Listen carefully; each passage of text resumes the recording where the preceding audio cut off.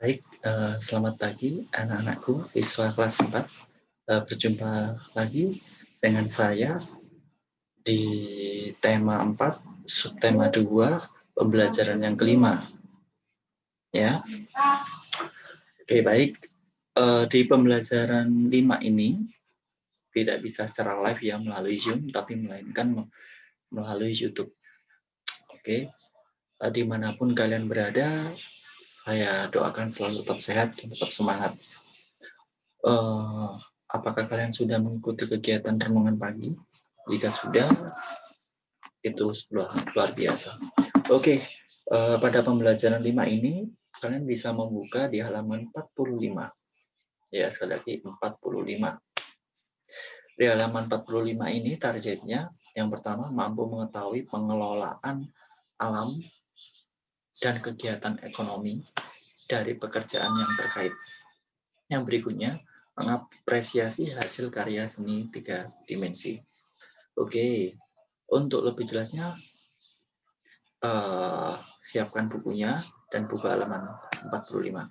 Kita mulai dari teks yang berjudul Kisah Murni dan Tempe. Murni adalah nama orang ya, dan tempe.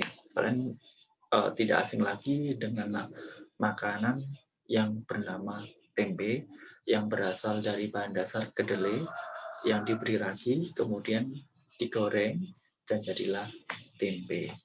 Oke, saya akan membacakan, tolong disimak baik-baik, ingat konsentrasi. Makassar, gosulsel.com, itu adalah berita yang diambil dari Makassar melalui gosulsel.com.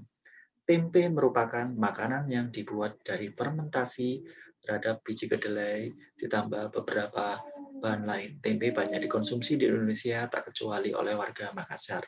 Fermentasi itu adalah salah satu bentuk fermentasi tempe ya, oleh bakteri atau ragi tersebut agar kedelai tadi menempel satu sama lain dengan yang lain ya. Intinya terjadi fermentasi, proses fermentasi. Kalian bisa cek di Google atau di YouTube apa itu proses fermentasi dari tempe. Kemudian salah satu produksi tempe di Makassar yaitu di Jalan Digi Tatavi, Malangkeri, Makassar. Usaha rumah tersebut mampu memproduksi tempe 40 kg per hari. Wow, 40 kg per hari ya. Tempe banyak dikonsumsi oleh masyarakat Indonesia, namun kini penggemarnya sekarang telah mendunia, tidak hanya di Indonesia. Berarti sudah sampai di negara tetangga kita, di Malaysia, di Singapura, Thailand, bahkan mancanegara yang lain, negara Eropa atau Amerika. Nah, kaum vegetarian di seluruh dunia banyak yang menggunakan tempe sebagai pengganti daging. Vegetarian, ingat, vegetarian adalah makanan yang berasal dari tumbuhan. Nah, tempe itu berasal dari kedelai. Kedelai itu berasal dari tumbuhan kedelai yang dipanen kemudian dijadikan tempe. Itu termasuk sumber protein dari nabati. Ya, protein nabati, bukan protein hewani. Kalau protein hewani berarti protein yang berasal dari daging, sedangkan protein nabati itu adalah protein yang berasal dari tumbuhan. Salah satunya adalah kedelai. Berikutnya, di Makassar, salah satu seorang pemilik produksi tempe, Ibu Murni, mengatakan sejak tahun 2000 telah memproduksi tempe. Bayangkan, sejak tahun 2000 sampai sekarang sudah berapa tahun? Sekarang sudah tahun 2020, berarti hampir 20 tahun. Dalam sehari, Ibu Murni dapat memproduksi 40 kg tempe dengan memperkerjakan 5 orang karyawan. Sudah lama kayaknya, sejak tahun 2020 biasanya 40 kg per hari, itu ujiannya. Nah, Ibu Murni ini memiliki sebuah usaha yaitu membuat produksi tempe. Nah, dari usaha tersebut bisa membuka lapangan kerja sebanyak 5 orang. Lumayan bukan? Bisa mengurangi angka pengangguran. Jadi ini adalah salah satu kisah inspirasi yang dapat kalian contoh. Di suatu saat nanti mungkin kalian bisa menjadi seorang pengusaha yang hebat dan bisa membuka lapangan kerja baru untuk mengurangi pengangguran. Oke, baliknya halaman 46. Dari pengakuan Ibu Murni, tempe yang ia produksi kadang habis dan kadang pula bersisa. namanya usaha, ada yang laku, ada yang juga yang tidak laku, tidak semuanya langsung habis ya. Tetapi dari hal tersebut ia dapat mengambil kesimpulan bahwa inilah resiko, sekali lagi inilah resiko jadi pedagang, sehingga produksi tempe yang Ibu Muri bangun selama 19 tahun ini dapat bertahan sampai sekarang. Tidak selamanya habis, kadang tidak. Makanya kita harus ini sekali lagi kreatif. Mungkin ini saya selipkan ya, mungkin bahasan yang lain. Mungkin misalnya saya produksi tempe itu udah habis, mungkin masih sisa berapa kilo.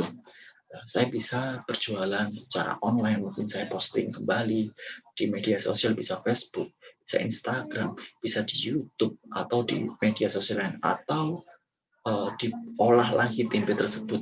Bagaimana tempe tersebut biar bisa laku, layak konsumsi, dan dapat menghasilkan uang. Kalau kita biarkan, misal kita jualan tidak habis, tapi kita diamkan, kita tidak tahu bagaimana cara untuk mengolahnya. Misal untuk tempe ini biar awet atau makanan ini biar awet, caranya bagaimana? Kita harus berpikir. Kalau tidak seperti itu, kita akan rugi. Ya, omsetnya akan berkurang. Omset itu adalah keuntungan. Untuk pemasarannya, Ibu Muri dan Sonya menjual secara ecer dan grosir. Ecer, bedanya ecer dengan grosir. Kalau ecer itu biasanya dijual bisa bijian, bisa 1, 2, 3, atau 5, atau 10. Sedangkan kalau grosir bisa banyak. Misal bisa 5, maksudnya 10. Yang tadi ya ecer maksudnya bisa 1 atau 2, atau sesuai dengan kebutuhan pembeli. Misal, Ibu saya mau beli 1, oke silakan. Ibu saya mau beli 2, silakan. Ibu saya mau beli 3, dan seterusnya boleh. Setelah besok beli 1, besok lagi beli 2, itu ecer. Terus kalau sistem grosir itu biasanya paketan dimasukkan ke dalam sebuah tempat, itu biasanya banyak, lebih dari 10, bahkan 20 atau 30 atau berapa kilogram dalam satu tempat itu untuk grosir, dan harganya biasanya jauh lebih murah kalau grosir, karena kalau grosir itu biasanya dijual kembali dan biar mendapatkan keuntungan. Kalau misalnya saya ingin beli ke Bu Murni sebuah tempe, karena saya ingin menjual kembali, saya tidak mungkin ambil ecer. Katakanlah harga ecer 2.000, sedangkan harga grosir selisihnya 1.500, maksudnya harga grosir 1.500 per berapa itu ya. Harga satuannya ecer 2.000. Misal harga grosir satunya itu 1.500. Jadi selisihnya kan 500. Kita bisa menjualnya dengan harga 2.000, kita dapat untung 500 kalau kita beli grosir. Nah, ini beberapa penjual gorengan, nasi kuning, dan penjual eceran di pasaran menjadi langganannya. Untuk eceran sendiri, pasangan suami istri ini memiliki tempat penjualan di Pasar Terong, Makassar. Jadi kalau yang grosir itu sudah punya channel atau relasi.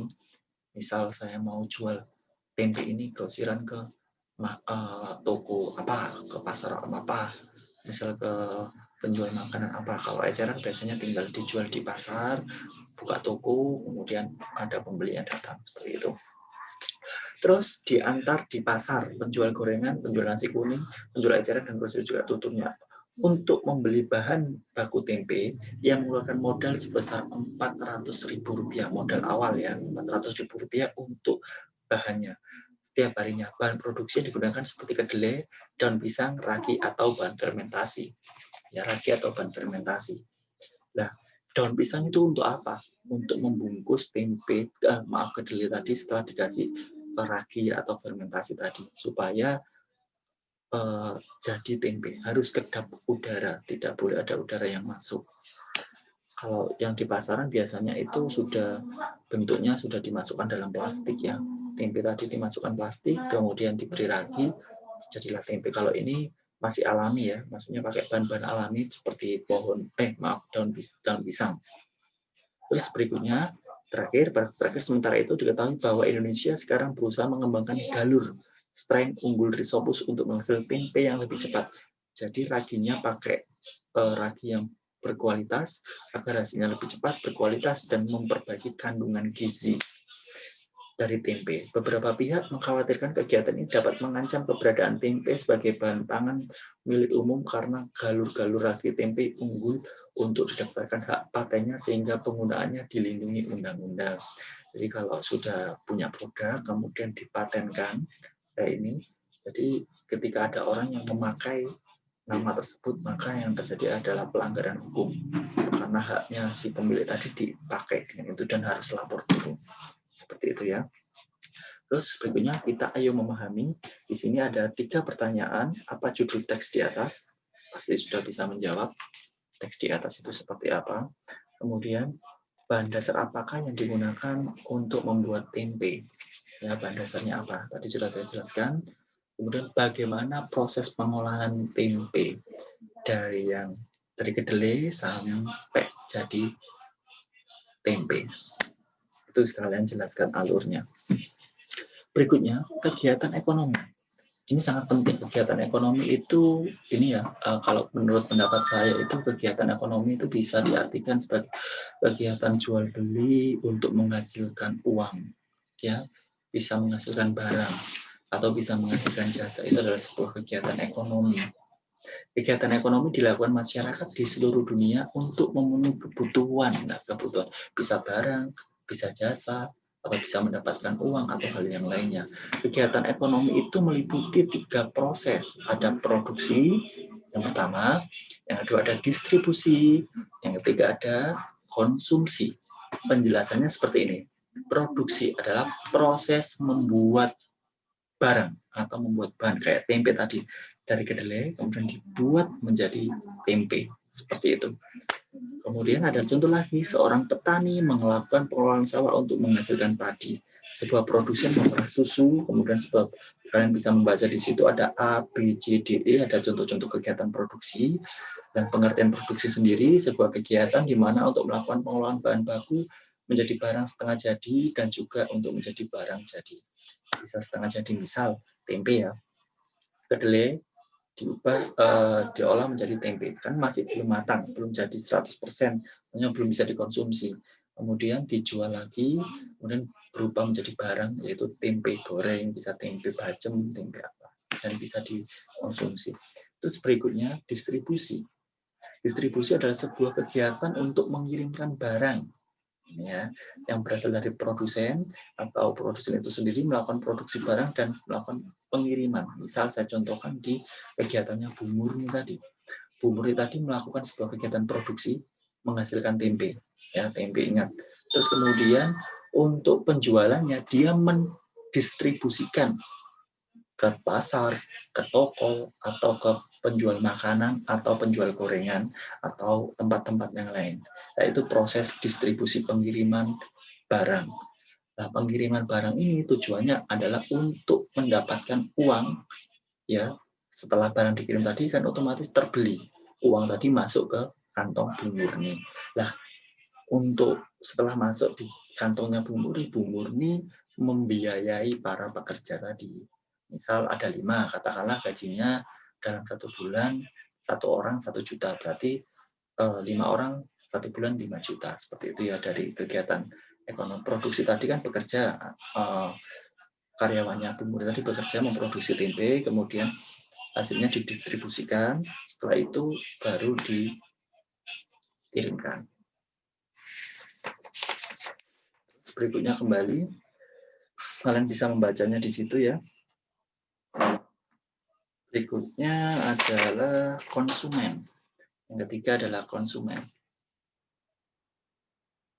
Terdapat 2 jenis konsumen dilakukan, yaitu penggunaan barang langsung atau tidak langsung. Kalian bisa membacanya di halaman 49. Ya, melakukan konsumsi makanan itu adalah sebuah kegiatan konsumen. Setelah mendapatkan tempe tadi, misal saya beli tempe di pasar, kemudian saya memasaknya untuk saya konsumsi. Kemudian konsumsi yang tidak langsung itu bagaimana? Misalnya saya beli setrika, kemudian saya gunakan hanya untuk kebutuhan-kebutuhan tertentu, atau membeli bumbu makanan, saya gunakan untuk kebutuhan-kebutuhan tertentu dan bisa disimpan lagi. Itu ya. Nah, kalian bisa membacanya di halaman 49. Terus selanjutnya mengapresiasi hasil karya. Nah, mengapresiasi hasil karya ini perlu kalian lakukan. Kenapa? Karena ini melatih kita untuk belajar berpendapat, belajar menilai, belajar mengkritisi hasil karya. Misal nih, saya tunjukkan. Ini gambar saya, gambar di buku ini. Nah, ini kalian bisa mengkritisi, oh gambarnya ternyata sudah bagus. Mungkin menurut si B gambarannya ini kurang dikasih ini. Si C gambarannya ini kurang diberi ini. Kalau diberi ini pasti akan lebih baik. Nah, seperti itu. Itu salah satunya kalian bisa membacanya di halaman 50. Ada beberapa tahapan apresiasi, ada 4. Mengamati, menghayati, mengevaluasi, dan berapresiasi. Kalian bisa membacanya di situ. Untuk tugasnya ada lagi di halaman 51. Oke, ada gambar, diamati, kemudian dituliskan jenis-jenis pekerjaannya di sini. Ya, di sini halaman 51.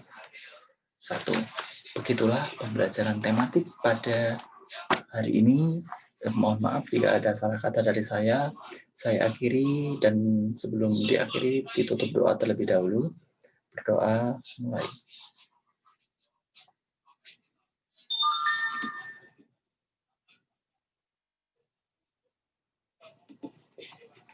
Berdoa selesai. Oke, mohon maaf jika ada salah kata dari saya. Saya akhiri.